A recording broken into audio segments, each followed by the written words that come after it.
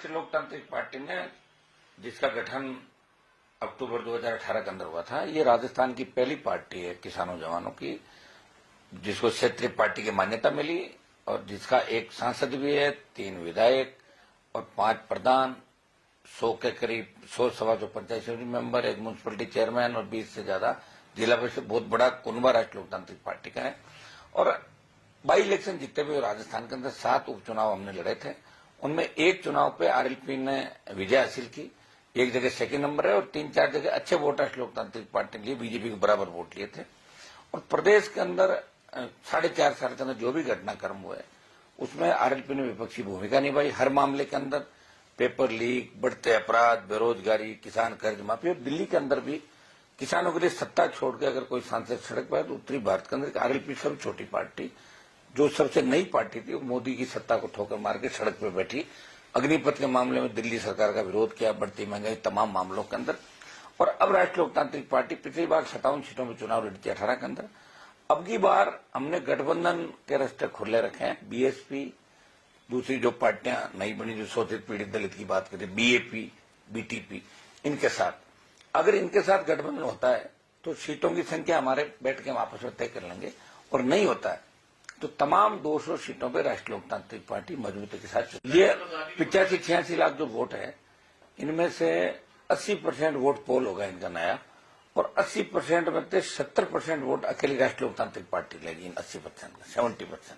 और जो पिछली बार हमने वोट लिया था वो 57 सीटों में लड़ाई, कई जगह चुनाव नहीं लड़ाए मैंने, यारी दोस्ती के अंदर ओबलाइज कर दिए लोगों को कि यार नहीं, अपने सिर्फ वोट काट रहे हैं, क्यों लड़ेंगे, 20,000 लेंगे, 30,000 लेंगे। मेरी कई नेताओं से दोस्ती थी, मैंने मदद कर दी उनकी। मैं क्लियर हट आदमी, पहले भी मैंने कई मंचों पर बात कही थी। अगर मैं 200 पर लड़ा था तो पिछली बार 20 लाख वोट में रहा था 200 सीट पर, और मैं इनको पीछे छोड़ देता बीएसपी वगैरह को। पिछली बार की तमाम सीटों इस बार का जोड़ेंगे तो आरएलपी राजस्थान में सबसे बड़े दल, मतलब कोई बड़ी बात नहीं, कांग्रेस या इन एक दल में से कोई दल तीसरे नंबर पर भी जा सकता है। आपको चुनाव लड़ेंगे? मैं लड़ूंगा विधानसभा का चुनाव। कौन सी सीट आपने? उसके लिए हम तय कर रहे हैं, अभी बैठ के बात करेंगे मैं कौन सी सीट चुनूं। नाराजगी कांग्रेस के, तो चाहे ये कुछ कह रहे कि इससे क्या फर्क पड़ता है। जाट समाज अशोक गहलोत की सरकार से खुश नहीं है और भारतीय जनता पार्टी को भी वोट नहीं देना चाहता, वो आरएलपी को वोट करना चाहता राजस्थान के अंदर। जाट समाज, शेड्यूल कास्ट, मीणा, गुर्जर, यादव, राजपूत जो लड़ने वाले लोग हैं, 2 तरह के लोग हैं।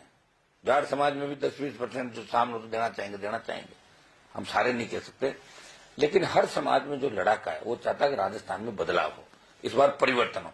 लोग कहते हैं कि राजस्थान तो कुछ नहीं कर सकते राजस्थान वाले, ये तो एक बार कांग्रेस एक बार बीजेपी, तो ये आजाद कब होंगे। लोग ये कह रहे हैं पॉलिटिकल रूप से आजाद ही नहीं है, मानसिक रूप से गुलाम है राजस्थान के लोग। ये कहते हैं दिल्ली में लोग, मुझे कहते हैं दिल्ली में क्या सरकार बना लोगे, कौन वोट देगा आपको, मानसिक गुलामी वाले लोगों को। हरियाणा, यूपी, बिहार, झारखंड, आप देख लो ना, 20 स्टेट ज्यादा क्षेत्रीय पार्टियां बनी है। साउथ में देख लो, नॉर्थ ईस्ट में, राजस्थान में तो बनी नहीं पाई।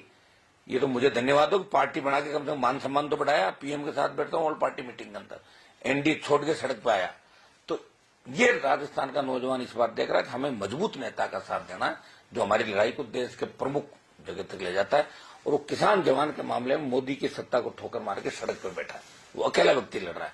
उसके तीनों विधायक या कांग्रेस बीजेपी के खिलाफ लड़ाई लड़ रहे हैं, हर मोर्चे पर लड़ रहे हैं।